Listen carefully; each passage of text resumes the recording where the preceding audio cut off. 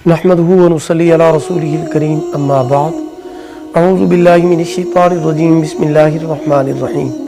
मोहतरम सामीईन किराम अस्सलामु अलैकुम व रहमतुल्लाहि व बरकातुहू। आज हम बात करेंगे ख्वाब में बकरी को देखने के हवाले से।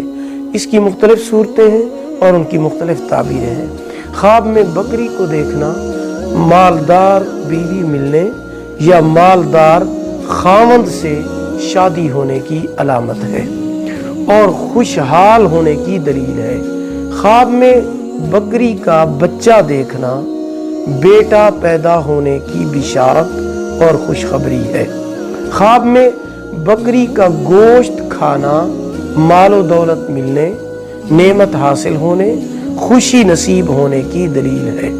ख्वाब में बकरी का दूध पीना ये भी खैर व बरकत और रिज़्क की अलामत है।